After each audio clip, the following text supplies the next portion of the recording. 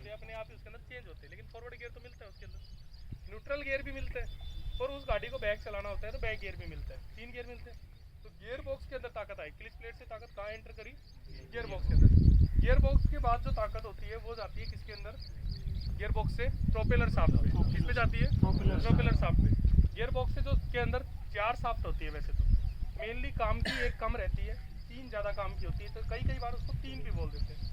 तो जो सबसे पहले जिधर पावर एंटर करती है गियर बॉक्स के अंदर, उस शाफ्ट का नाम क्या होता है? इधर से बताओ भी। इनपुट शाफ्ट, प्राइमरी शाफ्ट या क्लिच शाफ्ट, उससे एक गियर लगा रहता है, क्लिच गियर लगा रहता है। कौन सा गियर लगा रहता है? क्लिच गियर लगा रहता है। वहाँ से पावर नीचे उतरती है, कौन सी शाफ्ट के ऊपर? ले शाफ्ट के ऊपर या काउंटर शाफ्ट के ऊपर। ले शाफ्ट या काउंटर शाफ्ट पे सभी स्पीड गियर फिक्स रहते हैं, सभी के सभी स्पीड गियर क्या रहते हैं? फिक्स रहते हैं। वहाँ से पावर जो होती है वो चढ़ती है मेन शाफ्ट पे। कहाँ पे जाती है? मेन शाफ्ट पे। लेकिन यदि गाड़ी को बैक में चलाते हैं तो एक छोटा गियर और लगाते हैं, जिसका काम होता है डायरेक्शन चेंज करना, उसे आइडलर बोलते हैं। क्या बोलते हैं? आइडलर। तो उस वो आइडलर गियर जो होता है वो रिवर्स शाफ्ट से लगा रहता है। किससे लगा रहता है?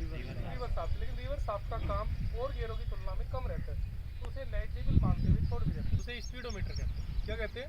जिसमें किलोमीटर प्रति घंटा लिखा होता है, वो गियर बॉक्स की मेन शाफ्ट से रहता है। उसका संबंध गियर बॉक्स की मेन शाफ्ट कितनी स्पीड से चलती है, उसी के अंदर लिखा होता है कि गाड़ी कितने किलोमीटर चलती है, उसको नापता है ओडोमीटर। कौन नापता है? ओडोमीटर। और ट्रिप मीटर भी ओडोमीटर के अंदर ही होता है। ट्रिप मीटर सेट करते हैं तो इसको देखते हैं यहाँ तो इसको भी नापता है कौन सा? तुम्हारा ट्रिप मीटर। गियर बॉक्स से पावर आगे कहाँ चली जाती है? प्रोपेलर शाफ्ट पे। कहाँ जाती है? तो प्रोपेलर शाफ्ट क्या होती है? उसके दोनों सिरों पर यूनिवर्सल जॉइंट लगे रहते हैं। क्या लगे रहते हैं?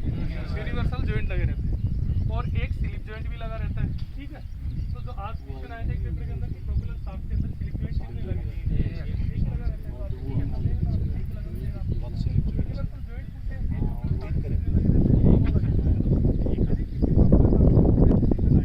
पूछे ठीक है, इसी पे 4 यूनिवर्सल जॉइंट लग रहे हैं, एक कम होते चले जाएंगे यदि यूनिवर्सल जॉइंट है। लेकिन एक प्रोपेलर शाफ्ट की खासियत है उसके दोनों सिरों पे यूनिवर्सल जॉइंट होंगे। उसके बाद पीछे क्या लगता है गाड़ी के अंदर? डिफरेंशियल लगता है। क्या लगता है? डिफरेंशियल हांडी को कहते हैं, जो पिछले दोनों टायरों के बीच में लग रही है उसके अंदर, सभी गाड़ी के अंदर। ये जो डिफरेंशियल होता है इसके अंदर क्या करते हैं अपन? आयल डालते हैं, और इसी आयल की ग्रेड आज पेपर के अंदर पूछ थी तुमसे। तो क्या ग्रेड होती है इसकी? 80 W90, या ऐसे ही 90 नंबर के नाम से आता है, EP 90 नंबर के नाम से जानते हैं। की ऑयल कहते हैं। 140 के बारे में ऐसे ही 140 जो होते हैं वो लोकल राइडर यूज करते हैं। गियर बॉक्स के अंदर ऐसे ही 600 नंबर यूज इस तरीके से कवर करते हैं। इसके बाद जो ये इसके बाद डिफरेंशियल से पावर कहाँ उतरती है तुम्हारी? एक्सल शाफ्ट पे। तो ये जो तुम्हारे पावर है इंजन से आई है, क्लिच प्लेट पे, गियर बॉक्स पे, प्रोपेलर शाफ्ट पे, डिफरेंशियल पे और एक्सल शाफ्ट। तो ये सारा कहलाता है तुम्हारा ट्रांसमिशन सिस्टम। क्या कहलाता है? Transmission system. पावर यूनिट क्या कहलाता था? केवल इंजन। ठीक है, और इंजन जो पावर पैदा करता है, इंजन की पावर को नापते हैं हॉर्स पावर में। किसमें नापते हैं? हॉर्स पावर में। तो जैसे ये टाटा 1613 गाड़ी है, तो इसकी हॉर्स पावर जो है 130 हॉर्स पावर का इंजन है। कितनी हॉर्स पावर का है? 130 हॉर्स पावर का है। और हॉर्स पावर के बारे में तो आपको पता ही होगा, तो देशराज बताएगा हॉर्स पावर क्या होती है। बताओ। 550 पाउंड वजन को एक सेकंड तक उठाने के लिए लगने वाला बल क्या कहलाता है? हॉर्स पावर कहलाता है। उसके बाद क्या होता है? एक हॉर्स पावर के अंदर 746 वाट है। तो ये एनसीएल ड्राइवर में आया और किसी ने कि एक हॉर्स पावर में कितने वाट होते हैं? तो 746 वाट, 746। तो इसके बाद गाड़ी के अंदर अपन और चलते हैं अंडर कैरिज के भागों। कौन से चलते हैं? अंडर कैरिज के भागों पे। तो जो बच्चे नए हैं गाड़ी के, यहाँ पे जो बच्चे नए हैं जिनकी 1-2 क्लासें हुई है, लेस देन 7 दिन से कम क्लासें हुई है, वो बच्चे तो केवल इन गाड़ियों के अंदर ट्रांसमिशन सिस्टम और पावर यूनिट को देखेंगे। किस को देखेंगे? ट्रांसमिशन सिस्टम और पावर यूनिट के भागों को केवल आज की क्लास के अंदर।